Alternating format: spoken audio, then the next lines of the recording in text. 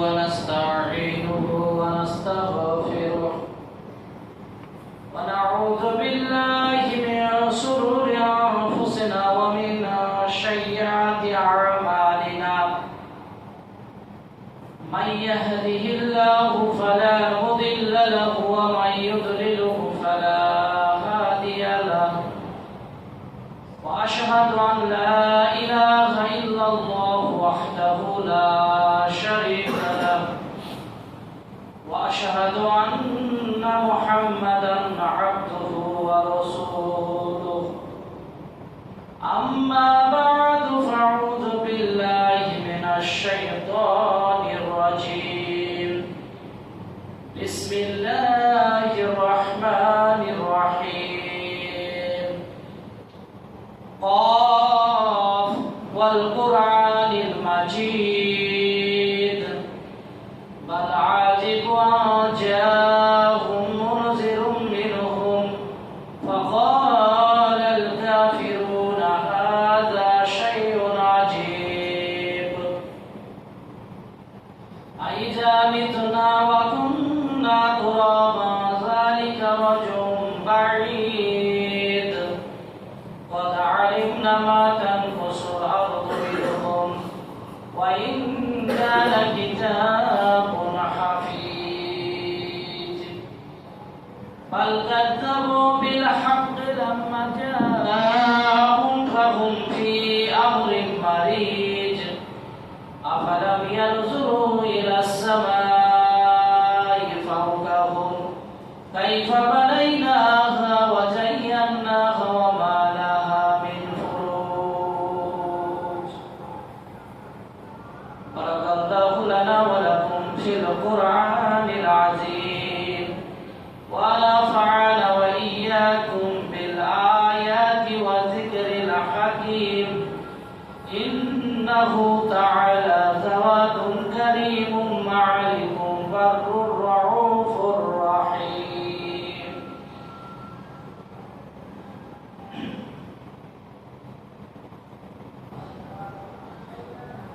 الحمد لله علي الذات عظيم الصفات سبع السمات كبير السان جليل القدر رفيع الذكر مطاع الأمر جليل البرهان فخيم الاسم عزيز العلم وسيع العلم كثير الغفران جميل الثناء جديد العطاء مجيب الدعاء يميم الإحسان شريع الحساب صديد العقاب عليم العذاب عظيم السلطان وقال الله تعالى يا أيها الذين آمنوا كتب عليكم الصيام كما كتب على الذين من قبلكم لعلكم تتقون وقال النبي صلى الله عليه وسلم من صام رمضان إيمانا واحتسابا غفر له ما تقدم من ذنبه সম্মানিত আমার ইসলাম দরদি ভাতৃবৃন্দ সমস্ত প্রশংসা আল্লাহ তাআলার জন্যই যিনি আমাদেরকে সৃষ্টিকুলের সর্বশ্রেষ্ঠ মাখলুক করে এই পৃথিবীর বুকে পাঠিয়েছেন সেই মহান রব্বুল আলামিনের দরবারে শুকরিয়া সুজুদ আদায় করে সকলে বলি আলহামদুলিল্লাহ অতঃপর দরুদ ও সালাম বর্ষিত হোক আখিরি রাসূল হযরতে মুহাম্মদ রাসূলুল্লাহ সাল্লাল্লাহু আলাইহি ওয়াসাল্লাম সম্মানিত সুধী আমরা এখন যে মাসটি পার করছি এই মাসটির নাম হচ্ছে শাবান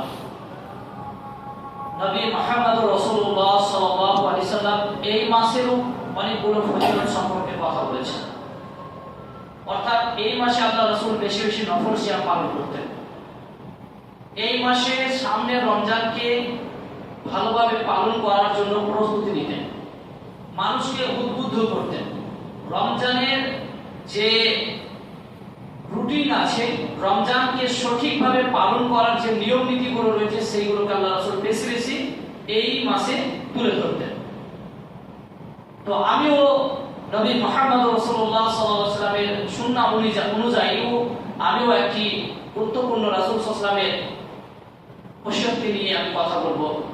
সেটি হলো যে আল্লাহ রাসূল সাল্লাল্লাহু আলাইহি ওয়াসাল্লাম রমজান মাসে কোরআনের বরকত, কোরআনের ফজিলত, কোরআন বেশি বেশি পড়া, বারবার খতম করা, কোরআন কি বলতে চাইছে এগুলোকে বুঝে নেওয়া, এগুলো সাহাবায়ে কেরাম রাদিয়াল্লাহু তাআলা আনহুর রুটিনের মধ্যে ছিল। তা আজও আমরা ইনশাআল্লাহ তাআলা যদি সব না পারলেও তার মধ্য থেকে কিছুটা হলেও আমাদের এই কোরআনের হক দাবি আদায় করতে হবে।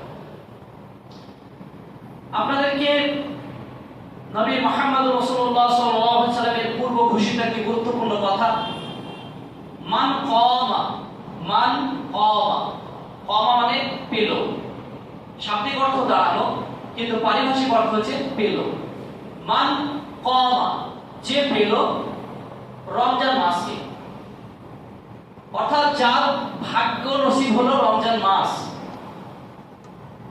আর এই রমজানের যে সালাত আদায় করলো, অর্থাৎ কিয়ামুল লাইল, যেটা তারাবি নামে পরিচিত, এই সালাত যে দীর্ঘ সময় ধরে আদায় করলো তার নিয়তের সঙ্গে,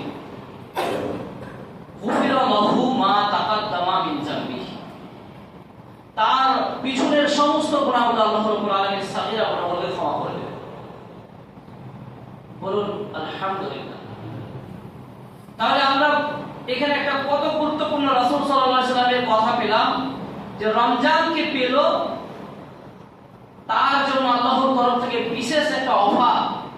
কিসের অফার? আপনার গুনাহ ক্ষমা করে নেওয়া।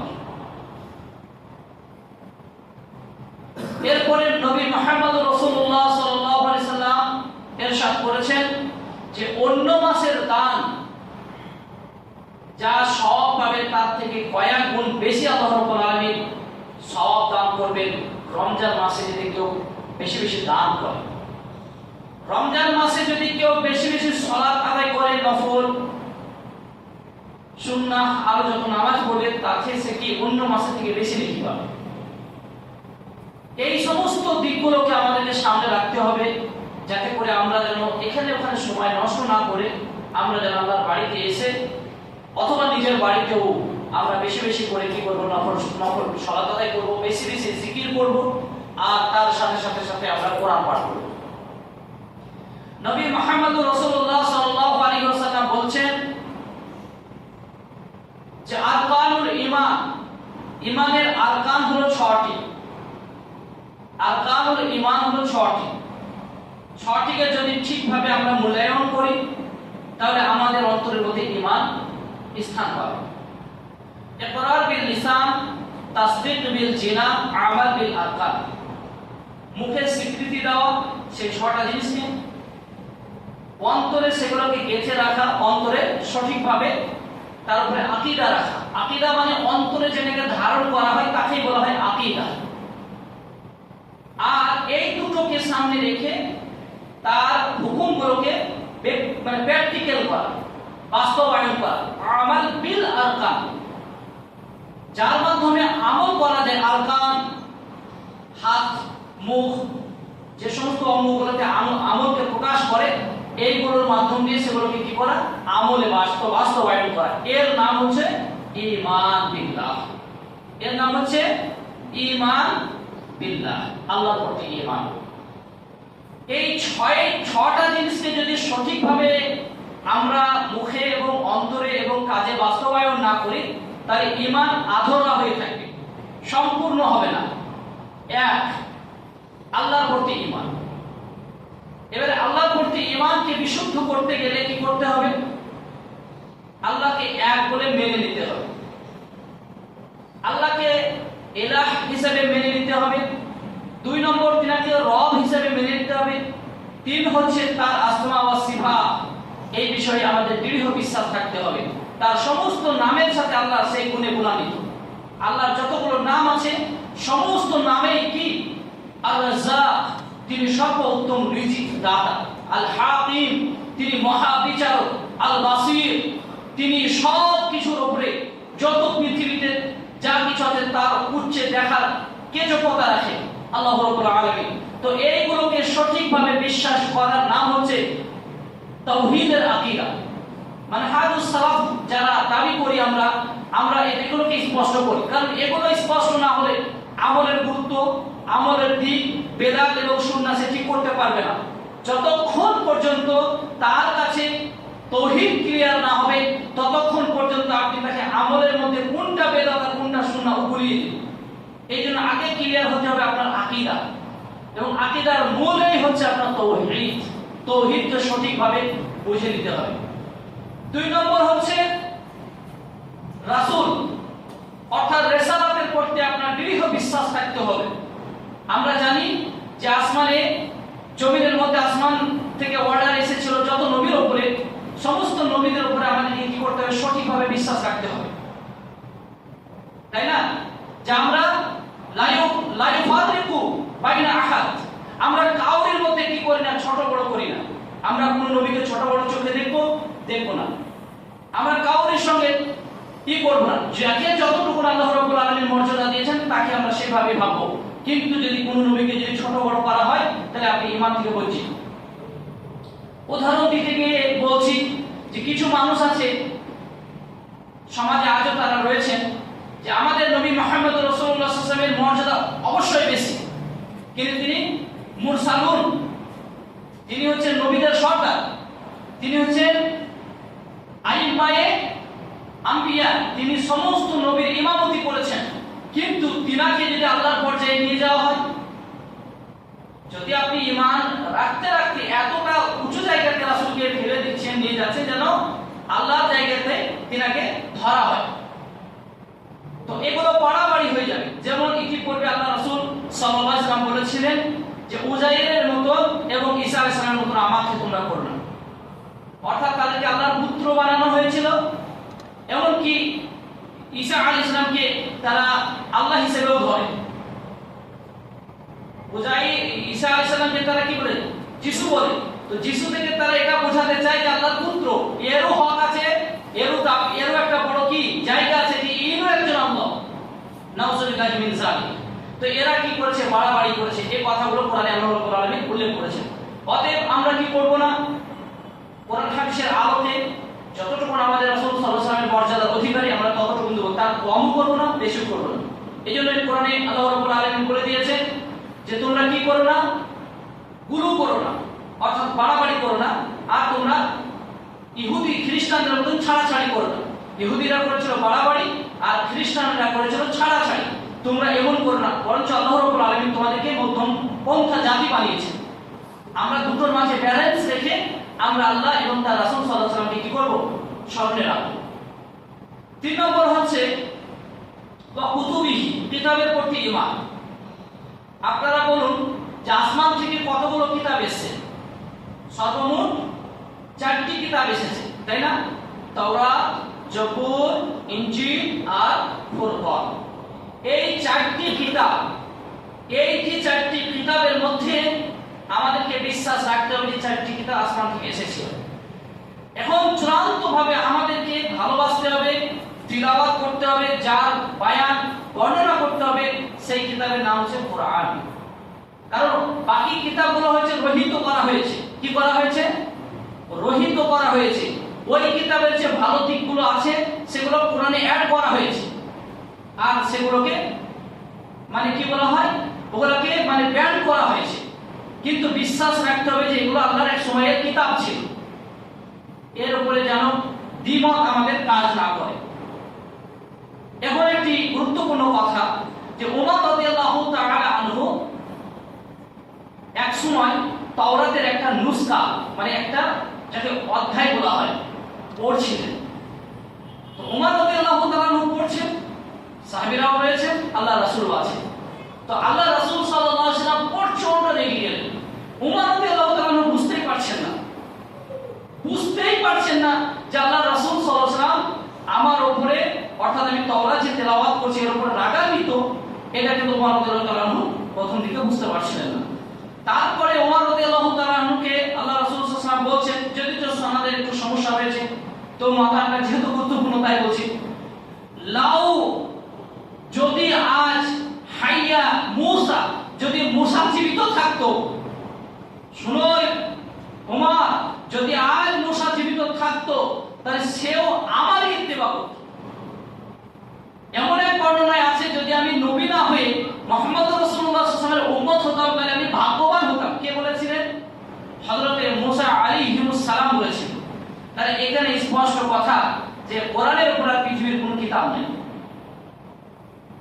সকল বলে দিচ্ছি, তারপরে আমি কোরআনের উপরে কয়েকটি কথা বলে আমি আমার বক্তব্য দিতে চাই ইনশাআল্লাহ। তাহলে আমরা অবশ্যই আমরা দাবি পূরণ করব কোরআনের, এটা ঈমানের জুজ, এটা ঈমানের অংশ, অথচ আমাদের ভিতরে পাওয়া যায় যে কোরআনের উপরে কোনো ভক্তি নাই আছে। তাহলে ঈমান কি করে পরিপূর্ণতা পাবে যদি কোরআন না শিখি, কোরআন না বুঝি? তারপর আল মালাইকা, মালাইকাদের প্রতি যাদেরকে ফেরেশতা নামে পরিচয় দেওয়া হয়েছে আমাদের মাঝে, কিন্তু কোরআনে ফেরেশতা নামে উল্লেখ নাই। মহান রব্বুল আলামিন উল্লেখ করেছেন মালাক, আর তার বহুবচন হচ্ছে মালাইকা। কুল ইয়াতাওয়াফাকুম মালাকুল মাউত, মালাক মানে মালাক এক বচনের শব্দ, মানে মালাকুল মাউত বলা হয় যে জান কবুতের ফেরেশতা।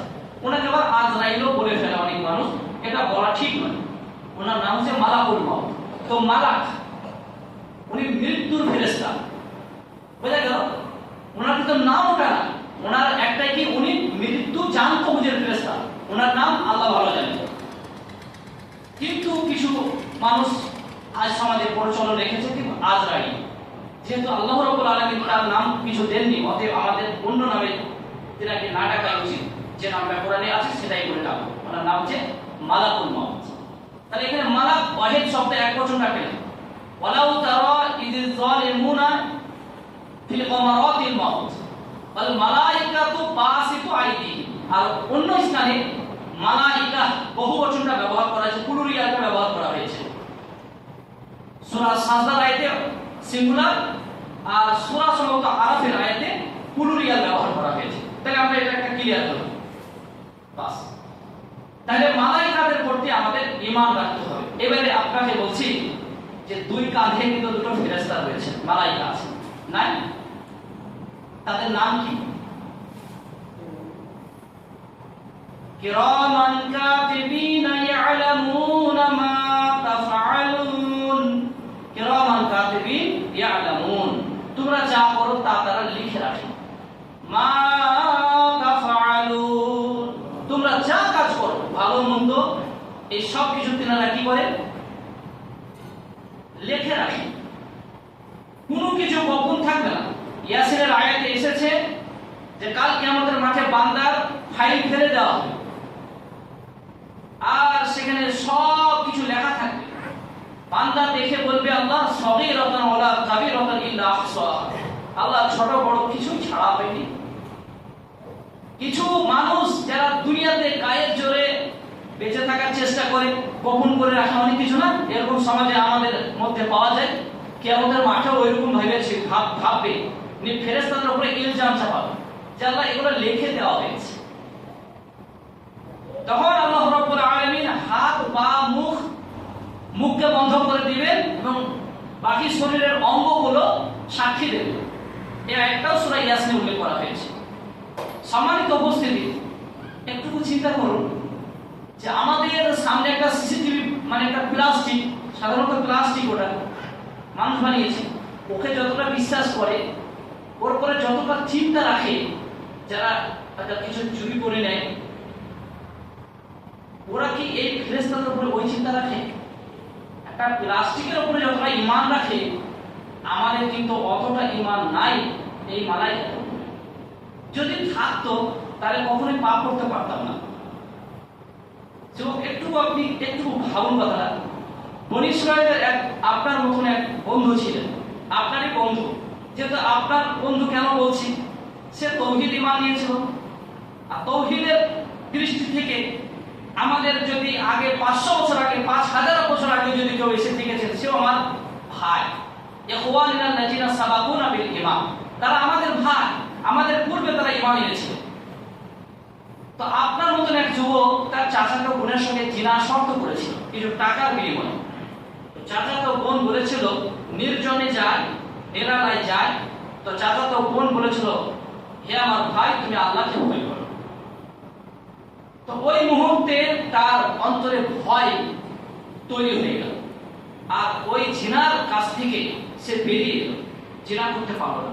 কারণ তার ভয় হয়েছিল, হয় মালাইকাদের, প্রথম ভয় হচ্ছে রব্বুল আলামিনের, আর এটা তার দৃঢ় বিশ্বাস ছিল যে আমার কাঁধে মালাইকা আছে, তারা সবকিছু লিখে রাখবে, কিছু গোপন থাকবে না।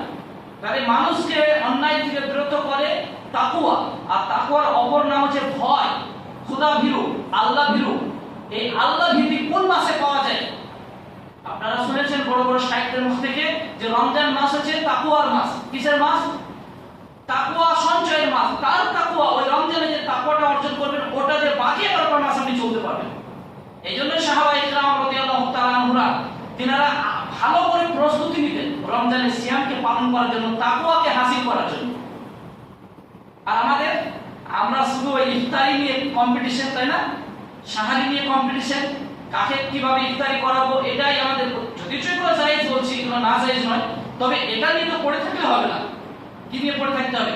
তাকওয়া যেখান থেকে পাবো সেটা কি? আল্লাহর কালাম কোরআন থেকে, আল্লাহকে বেশি স্মরণের মাধ্যমে।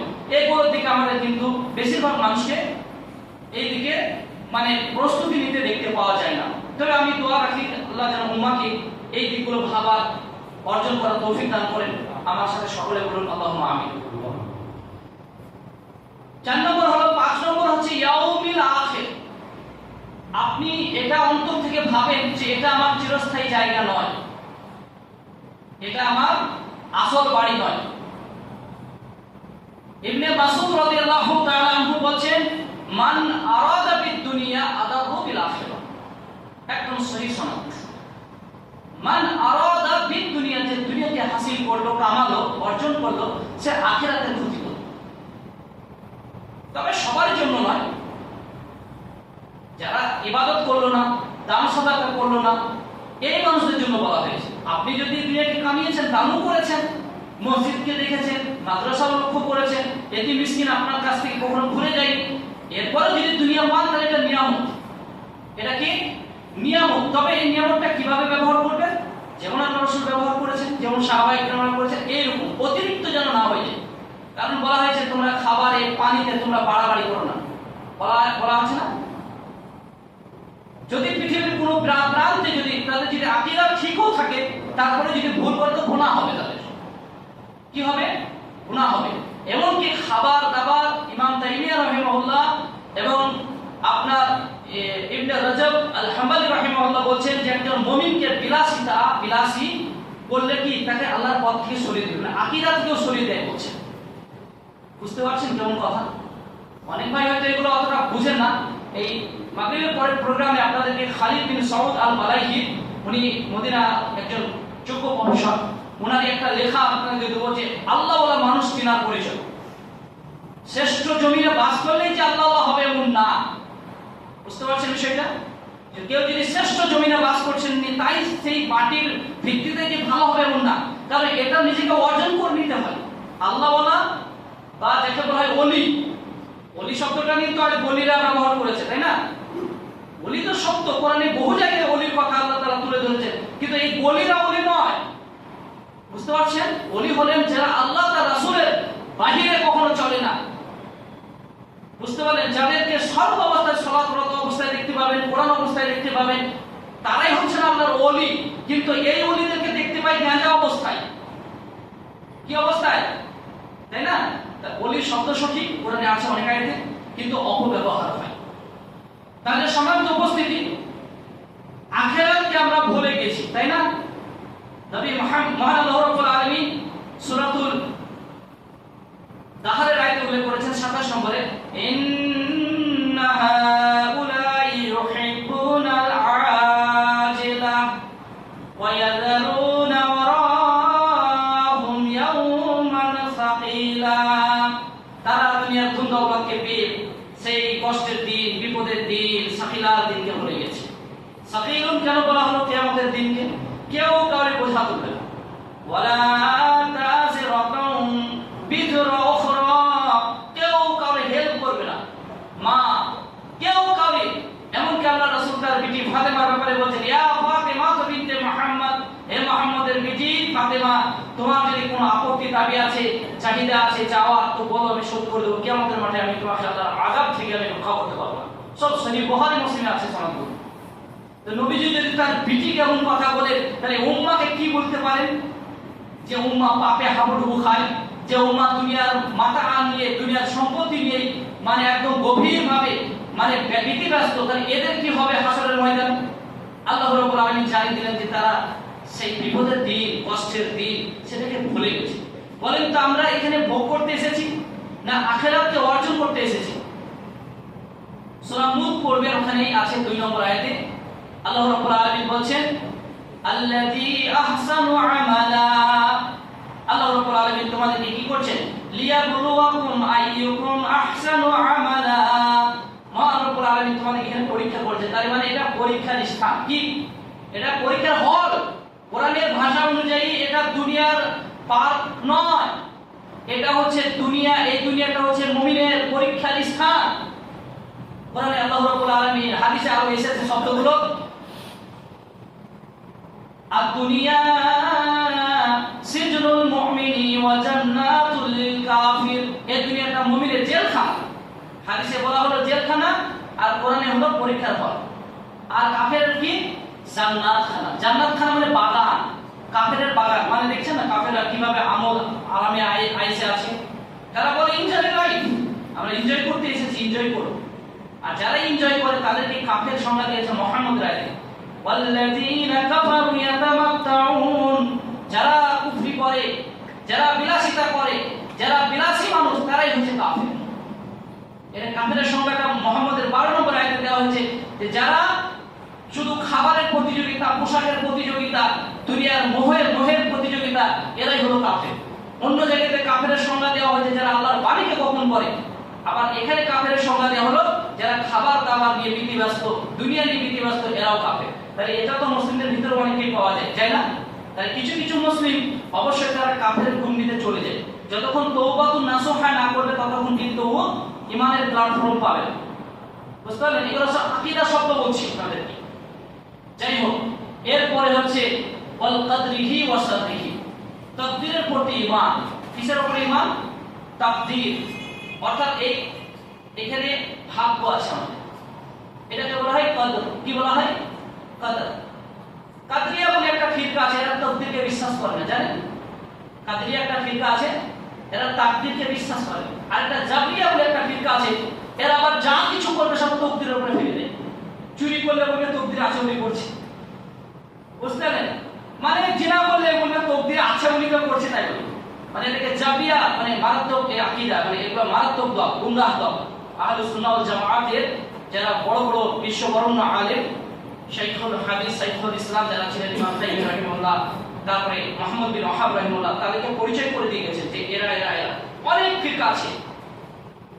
এই আকীদা কিন্তু আমি এখানে স্পষ্ট করে বলবো না, এই আকীদা কিন্তু আমাদের আশেপাশে আছে, বুঝতে পারলেন?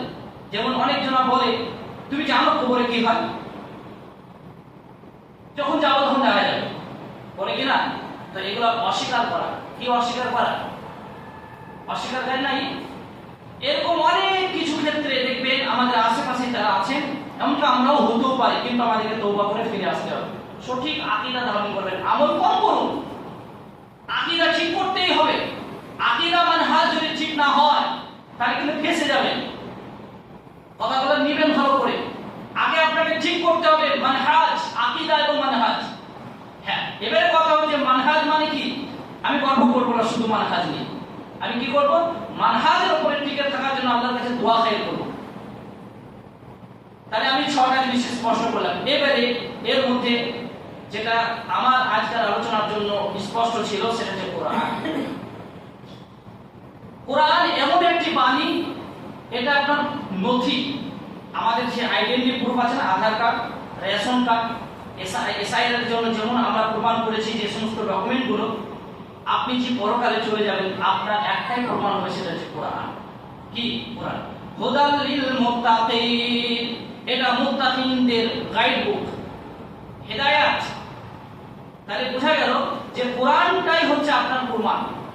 এবারে বলেন, যদি আমি কোরআন না শিখি, কোরআনকে যদি আমি জাপ না করি, অন্তরে ধারণ না করি, তাহলে কি করে আমি আল্লাহর সামনে দাঁড়াবো? কি করে আমি প্রমাণ করবো যে আমি উম্মতে মুহাম্মাদী ছিলাম, আল্লাহ আমি আপনার কৃতজ্ঞ বান্দা ছিলাম? এটা কি প্রমাণ করা সম্ভব হবে?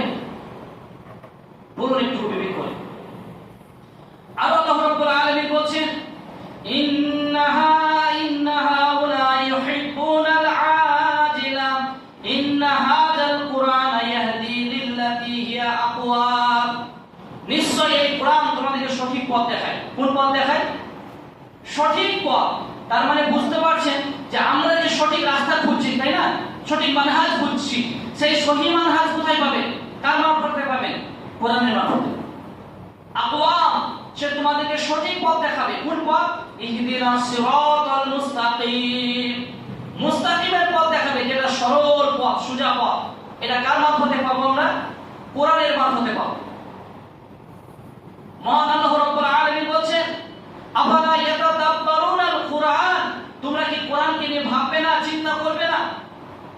আসলে তারা কোরআনকে নিয়ে চিন্তা করে না এই জন্যই যে তাদের অন্তরে তালা মারা হয়েছে। কি মারা হয়েছে? আকফালুহা। সূরা মুহাম্মদের 24 নম্বর আয়াতে উল্লেখ করা হয়েছে যে তারা এই জন্যই কোরআন নিয়ে ভাবে না, কোরআন পড়ে না, যে তাদের অন্তরে তালা মারা হয়েছে। হাদিস শরীফে উল্লেখ করা হয়েছে, কোরআনের যারা যত্ন নেয়, কোরআনের বিষয়ে যারা চিন্তা করে, তারা সাধারণ মানুষ নয়, তারা আল্লাহওয়ালা মানুষ। মান তাআল্লামাল কুরআন ওয়া আল্লামা, যে কোরআন শিখলো এবং অপরকেও শিক্ষা দিল, সে যে খায়রুকুম, সে হলো তোমাদের মাঝে সবথেকে উত্তম ব্যক্তি। তাই খায়ের ব্যক্তি, আমরা সবথেকে উচ্চ মর্যাদার ব্যক্তি চিনব কিভাবে? আল্লাহ রাসূলের হাদিস দিয়ে চিনতে পারবো। খায়রুকুম মান তাআল্লামাল কুরআন ওয়া আল্লামা, যে কোরআন শিখলো এবং অপরকেও শিক্ষা দিল। এদিকে আমাদের কোনো ভ্রুক্ষেপ নাই। আল্লাহ রাসূলের এই সহিহ হাদিস, সহিহ বুখারী মুসলিমের, এদিকে আমাদের কোন নজর আছে? কোরআন শিখতে হবে, বাচ্চাদের শেখাতে হবে, আমাদের পরিবেশের মধ্যে কোরআনের চর্চা ফিরিয়ে আনতে হবে, এদিকে আমাদের কোনো গুরুত্ব নাই।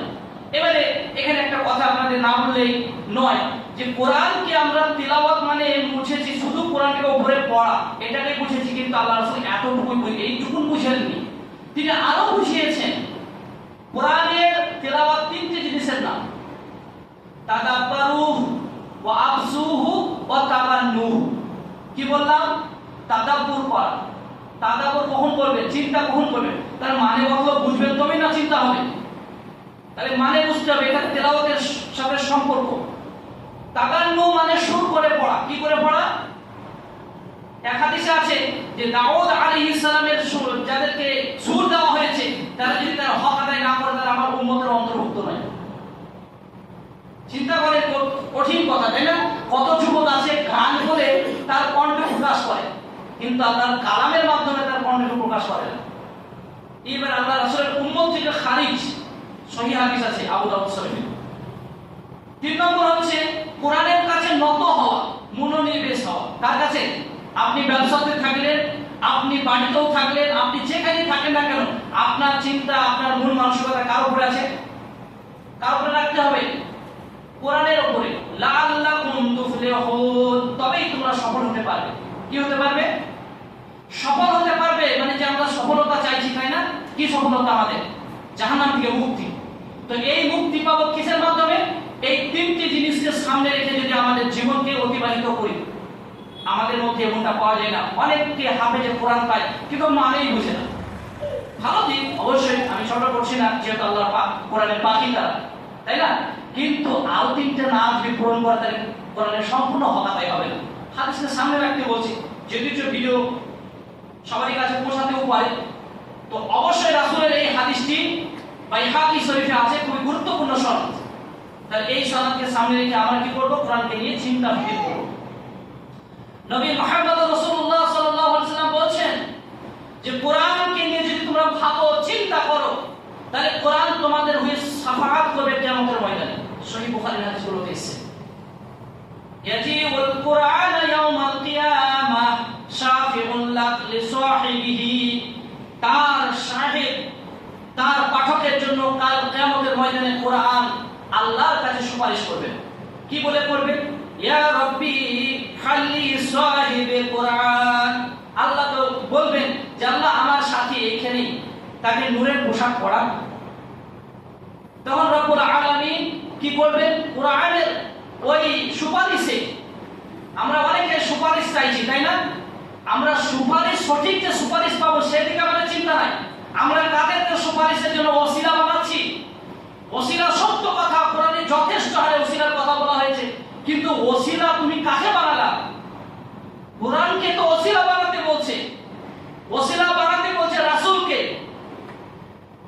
ওসিলা রাসূলকে বানাতে বলছে। তো রাসূলের ওসিলা বলতে তার জীবন আদর্শ মেনে চলা, তার হুকুম আহকামের বাইরে না চলা, একেই বলা হয় ওসিলা। সেই যুবকরা সেই গুহাতে আটকে পড়লেন, তারা তাদের আমলকে ওসিলা বানিয়েছে। ওইখানে ওসিলা শব্দটা উল্লেখ করা হয়েছে, কারণ আপনার নেক আমলকে ওসিলা বানানো যায়। আমরা সেই দিককে ফলো করলাম না, আমরা কি করলাম? আমাদের ইচ্ছা মতন যাকে তাকে বানিয়ে নিলাম, নিয়ে বলছে ওরা ওসিলা মানে না, অথচ কোরআনে আছে। জনাব, আমরা যতটা ওসিলাকে বিশ্বাস করি, এরকম পৃথিবীতে কেউ এতটা বিশ্বাস করে না। এবার পূরণ করার বিষয়টা আল্লাহর হাতে, চেষ্টা করি সঠিক ওসিলা বানাবার। তাহলে এখানে পেলাম যে কোরআন হচ্ছে আমাদের ওসিলা হবে কাল কিয়ামতের মাঠে। যেমন শুনেছেন সূরাতুল মুলক যদি কেউ সকালে সন্ধ্যায় পাঠ করে 2 টাইমে, তাহলে কবরের আযাব থেকে রক্ষা করবে। শুনেছেন না শুনেননি? আর এই অবস্থায় যদি মৃত্যু আসে, তাহলে সূরাতুল মুলকের এতটা ফজিলত, আয়াতুল কুরসি এতটা ফজিলত, ফরজ নামাজের পরে যদি কেউ পড়ে, শুধু মৃত্যু তাকে আটকে রেখেছে জান্নাতে প্রবেশ করাতে, বাকি সে জান্নাতি। বলুন আলহামদুলিল্লাহ। এত গুরুত্বপূর্ণ কথাগুলো রাসূলের তারা নিল না। যদি পৃথিবীতে কেউ রাসূলকে ভালোবাসে, তো কারা বাসে? বলেন, বিবেক করে বলেন। যারা রাসূলের কথা তুলে ধরে তারা ছাড়া আবার কে? আর যারা রাসূলের কথাকে গোপন করে তারা কি রাসূলের গুস্তাখ? তারা কি রাসূলের মানে আশিক না গুস্তাখে রাসূল? হায়রে দুনিয়া! যারা গুস্তাখি করে তারাই হচ্ছে রাসূলের আশিক রাসূল, আর যারা রাসূলের প্রেমিক তারা কি গুস্তাখে রাসূল? হ্যাঁ, কোন দিকে পৃথিবী বইছে, মানুষ কোন দিকে আছে দেখতে পায় না, তাদের চোখ নাই। আল্লাহ রাসূল সাল্লাল্লাহু আলাইহি ওয়াসাল্লাম যখন মক্কা থেকে তার চাচা আবু তালেবের সঙ্গে যাচ্ছিলেন, ব্যবসার সাথে নিয়ে গেলেন তার চাচা আবু তালিব, তো আল্লাহ রাসূলকে মেঘ ছায়া দিচ্ছে, গাছপালা আল্লাহ রাসূলকে তাজিম করছে, কিন্তু মক্কার কাফেররা দেখলো, কিন্তু চিনতে পারলো না রাসূলকে যে ইনি একজন বিশিষ্ট মানুষ, বিশিষ্ট ছেলে, তিনি নবী হবে আগামী দিনে, এটা মানতে পারলো না। কোরআনে আয়াত নাযিল হলো, লা তা'মাল কুলুব আল্লাতী ফিস-সুদূর, তাদের চোখ অন্ধ নয়, তাদের অন্তর হচ্ছে অন্ধ। তাই আজ পৃথিবীতে দেখতে পাওয়া যায় যে কারা প্রকৃত রাসূলকে ভালোবাসেন, তারা দেখতে পায়, কিন্তু তাদের অন্তর যেহেতু অন্ধ, তার জন্য তারা প্রকাশ করতে পারে না। সম্মানিত উপস্থিতি, তাই বুঝতে পারলাম যে কোরআনকে আমাদেরকে কি বানাতে হবে? হুজ্জাতুল্লাহ, এটাকে হুজ্জাত বানাতে হবে। কি বানাতে হবে? দলিল বানাতে হবে। আর হামেশাই আপনাকে কোরআন শিখতে হবে, সকাল সন্ধ্যা কোরআন পড়া ফরজ। ওয়াসবির নাফসাকা মা'আল্লাযীনা ইয়াদউনা রাব্বাহুম বিল গাদাতি ওয়াল আশি ইউরিদুনা ওয়াজহা। যারা সকালে এবং সন্ধ্যায় কোরআন পড়ে তাদের সাথে মনোনিবেশ হও। সকাল সন্ধ্যায় যারা কোরআন পড়ে, আল্লাহকে ডাকে, আল্লাহকে স্মরণ করে, জিকির আজকার করেন, এদের সাথে তোমরা শামিল হও। খবরদার তাদের থেকে তোমার দৃষ্টি চলে না যায় দুনিয়ার দিকে। জিনাতাল হায়াতিদ দুনিয়া, দুনিয়ার সৌন্দর্যতার দিকে যেন তোমার মন চলে না যায়। যদি চলে যায় তাহলে তোমার অন্তরকে আল্লাহর স্মরণ থেকে গাফিল করে দেওয়া হবে। তাহলে এখানে গুরুত্বপূর্ণ আয়াত সূরা কাহফের, এই আজকের দিনে সূরাতুস সাজদা এবং সূরাতুল কাহফ যদি কেউ পাঠ করে কাহা, তাহলে তার শরীরে 1 সপ্তাহ নূর থাকবে, জান্নাতের আলো থাকবে তার চেহারার মধ্যে। মা বাইনা জুমাতাইনি ওয়াদাআবিন নূরি মা বাইনা জুমাতাইনি, সামনের জুমা আসা পর্যন্ত, আজকের দিন থেকে শুরু করে সামনের দিন আসা জুমা আসা পর্যন্ত চেহারাতে ঈমানের নূর থাকবে। সহিহ হাদিস বলছে আপনাদেরকে। অথচ আমরা সূরা এই মানে কাহফ পড়েছি কেউ? জানি না, অবশ্যই জেনেছি, তাহলে পড়তে হবে, শিখতে হবে, আর সূরাতুস সাজদা পড়তে হবে। এগুলো হচ্ছে সপ্তাহের গুরুত্বপূর্ণ আমল। এরকম কত সূরা আছে যেগুলো পাঠ করলে ব্যবসাতে বরকত পাওয়া যায়, বাড়িতে অশান্তি হয় না। নাই, সূরা বাকারা যদি বাড়িতে পাঠ করা হয়, দেখি কোন দুষ্কৃতী শয়তান জিন বাড়িতে ঢুকতে পারবে? আর বাচ্চাকে তাবিজ দিতে হয়। আরে কোরআন হাতে যা মধুর বাণী আমরা সর্বত্র পাঠ করি সেটাকে আবার লটকানোর কি প্রয়োজন? পবিত্রতা বজায় রাখি না, আবার ওরাই বলে যে উজু নিয়ে আবার এই কোরআন ছোঁয়া নিয়ে আমাদের সাথে ঝামেলা করে, অথচ ওরাই আবার টাকার জন্য বাচ্চার গলায় তাবিজ লটকিয়ে দেয়, কোরআনের নুসকা ভরে দেয়, আর ওই বাচ্চা পেশাব পায়খানা করে। অসম্মান হয় না? তখন টাকার জন্য আলেম তখন বলছে না জায়েজ। কোরআন কোন উদ্দেশ্যে এসেছিল সেটা কিন্তু তারা বুঝতে পারলো না।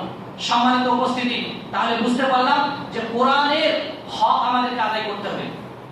ইয়া আহলাল কোরআন লা তুওয়াসিতুল কোরআন, তোমরা কোরআনকে তোমাদের সুবিধা মতো বানিয়ে নিও না। হাক্কা তিলাওয়াতিহি মিন আনাইল লাইল ওয়ান নাহার, তাকে দিন-রাত তিলাওয়াত করা তোমাদের দাবি হক। তোমাদের দাবি হচ্ছে, তোমাদের উপরে দাবি কোরআনে যে তাকে সকাল সন্ধ্যায় পাঠ করা। এটা মুসনাদে আহমদে হাদিসে এসেছে। তাহলে বুঝতে পারলাম যে কোরআনের হক আছে, যেমন দিনের হক আছে 5 ওয়াক্ত নামাজ আদায় করা, তেমনি ভাবে সকাল সন্ধ্যা কোরআন পড়াটা কোরআনের দাবি। এটা যদি আদায় না করি আমরা, তাহলে কাল কিয়ামতের মাঠে কোরআন আপনার বিরুদ্ধে দাঁড়াবে। জানেন এই কথাগুলো? সূরা ফুরকানের আয়াতে এসেছে যে ওয়াকালা রাসূলু ইয়া রাব্বি ইন্না কওমি ইত্তাখাযু হাযাল কুরআনা মাহজুরা। কিয়ামতের মাঠে নবী মুহাম্মদ রাসূলুল্লাহ সাল্লাল্লাহু আলাইহি ওয়াসাল্লাম কোরআনকে নিয়ে উঠবেন আর বলবেন উম্মার বিরুদ্ধে যে আল্লাহ, এই আমার উম্মত তারা কোরআনটাকে মাহজুরা বানিয়েছিল, কোরআনকে ছেড়ে দিয়েছিল। আজকে কেন আমাদের মাঝে এত গজব জানেন? এই কোরআন ছাড়ার কারণে। অনেক হাদিসে উল্লেখ করা হয়েছে যে যেদিন তোমরা কোরআন ছেড়ে দিবে সেদিন তোমরা বিপদগামী হবে। যতদিন তোমরা কোরআন হাদিসের উপরে টিকে থাকবে, কোনো জাতি তোমাদের কিছু করতে পারবে না। বিদায় হজের ভাষণে আল্লাহ রাসূল বলেছিলেন। আর কেন আমাদেরকে এত আমাদের উপরে এত পেশার কেন? আর পেশার তো আল্লাহর তরফ থেকে এসেছে। কেন কোরআনের সঙ্গে দিনের সঙ্গে আমরা কি করেছি? ঠাট্টা করেছি, তাই করিনি? সম্মানিত উপস্থিতি, তাহলে রাসূল সাল্লাল্লাহু আলাইহি ওয়াসাল্লাম যদি আল্লাহর কাঠগড়ায় মামলা করেন আমাদের বিরুদ্ধে, সেটা বাদ যাবে? বলেন সূরা ফুরকানের 30 নম্বর আয়াতটা ভাবুন যে যারা কোরআন পড়েনি, যারা কোরআন নিয়ে চিন্তা ফিকির করেননি, তাদের বিরুদ্ধে আল্লাহ রাসূল কোরআনের মামলা করবেন। কোথায়? বলেন কোথায়? বলেন হাশরের ময়দানে। সবাইকে শুনিয়ে দিবেন, বিশেষ করে এই ক্লিপটা আলাদা করে শুনিয়ে দিয়েন যে আয়াতটা ভুল না তরজমা ভুল, তাদেরকে ক্লিয়ার করতে বলেন। আর এই উম্মার একটা নয়, 1999টা মানুষ কোরআন পড়তে জানে না, পড়ার আগ্রহটাও জন্মায় না। এবারে বলেন আমাদের কি হতে পারে কিয়ামতের মাঠে? এই কোরআন পুরসিরাতের আলো হবে, কবরেরও আলো হবে। এই কথাগুলো হাদিসের আয়াতে উল্লেখ করা হয়েছে। অথচ কোরআন নিয়ে আমাদের কোনো চিন্তা ফিকির নাই। সম্মানিত উপস্থিতি, কোরআনের জন্ম বা কোরআনের আগমনের মাস হচ্ছে রমজান মাস, তাই না? শাহরুর রমাযান আল্লাযী উনজিলা ফীহিল কুরআন। এটা কোন মাস? শাহরুর মানে কি? আরবিতে কি বলা হয়? শাহরকে মাসকে বলা হয়, তাই না? তাহলে কিসের মাস? শাহরা রমাযান আল্লাযী উনজিলা ফীহিল কুরআন। এটা হচ্ছে কোরআনের মাস। ইন্না আনজালনাহু ফী লাইলাতিল কদর। আল্লাহ সেই রমজানের কদরের রাত্রিতে কোরআনকে নাযিল করেছেন। আল্লাহু আকবার। সেই কোরআন এত গুরুত্বপূর্ণ একটা আমাদের অস্তিত্বের কালাম। কোরআনের সাথে আমাদের ইজ্জত। ওমর রাদিয়াল্লাহু তাআলা আনহু বলেন, ইন্নাল্লাহা ইয়ারফাউ বিহাযাল কিতাবি আকওয়ামান। আমাদের মানকে, আমাদের ইজ্জতকে বাড়িয়েছে কোরআন। ইয়ারফাউ, সেই কোরআন আমাদেরকে বলান করেছে, আমাদেরকে উচ্চ মর্যাদা দান করেছে। সহিহ বুখারী মুসলিমে। আজ উম্মার যুবক, তুমি কোরআন শিখো না, তুমি ইজ্জত পাবে কি করে? ওমর রাদিয়াল্লাহু তাআলা আনহু খোদ বলছেন যে আমাদের ইজ্জত বাড়িয়েছে কোরআন। আর সেই কোরআনকে ছেড়ে দিলেন। ডাক্তার জাকির নায়েক তিনি বলছেন, আমি দুধলা লোক ছিলাম, আমি ডাক্তার হলেও হয়তো বোম্বাই শহরের কিছু মানুষ আমাকে চিনত, কিন্তু কোরআন আমার ইজ্জত বাড়িয়েছে। উনি নিজেই বলেছেন। অতএব আপনাদের কাছে আমার অনুরোধ যে হার হামেশাই কোরআন শিখো, দুনিয়া আখিরাতে আপনি মান মর্যাদা পাবেন। কোনোভাবে কোরআনকে ছেড়ে দিন না। তারাকতু ফীকুম আমরাইন লাম তাদিল্লু মা তামাসসাকতুম বিহিমা কিতাবুল্লাহি ওয়া সুন্নাতি নবী। আমি তোমাদেরকে দিয়ে গেলাম আমার সুন্নাত আর আল্লাহর কালাম। এই দুটোকে যদি ধরে রাখতে পারো কখনোই পথভ্রষ্ট হবে না, কখনোই তোমরা আকীদা থেকে মানহাজ থেকে সরে যেতে পারবে না। অতএব এই দুটোকেই ছেড়ে দিয়েছে, তাহলে আকীদা মানহাজ কি করে পাওয়া যায়? টুকলি নাকি যে এমনি পেয়ে যাবেন? কারণ বক্তব্য শুনে আকীদা পেয়ে যাবেন? কোরআন আর হাদিসের উপরে আকীদা আছে, এটা পড়েন না, সেরকম সাহেবদের কাছে উঠা বসাও করেন না, আর আপনি বলছেন আকীদা ঠিক হয়ে গেছে। সম্মানিত ভাইরা আমার, অনেকক্ষণ শুনলেন, একটু মূল্যবান সময় আপনাদের নষ্ট করলাম, তার জন্য আমি ক্ষমা প্রার্থী।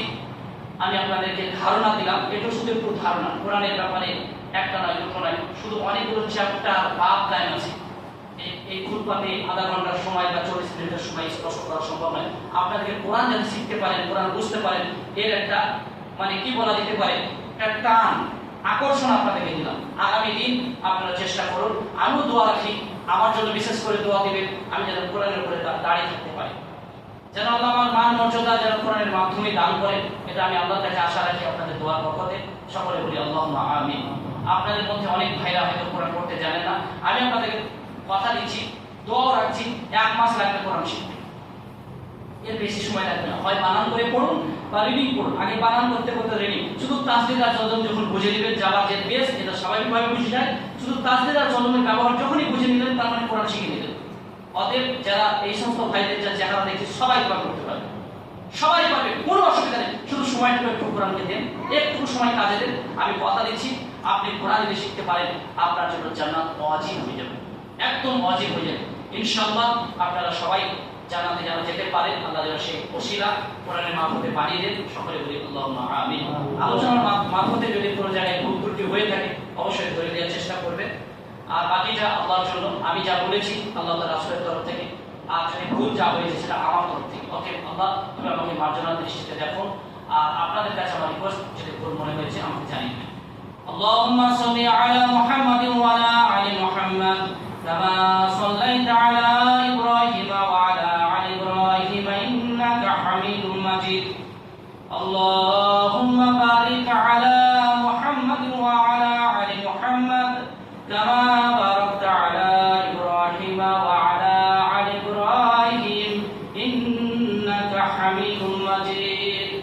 রব্বানা তাকাব্বাল মিন্না ইন্নাকা আনতাস সামিউল আলিম ওয়া তুব আলাইনা ইন্নাকা আনতাত তাওয়াবুর রহিম। সুবহান রাব্বিকা রাব্বিল ইজ্জাতি আম্মা ইয়াসিফুন, আসসালামু আলাল মুরসালিন, ওয়ালহামদুলিল্লাহি রাব্বিল আলামিন।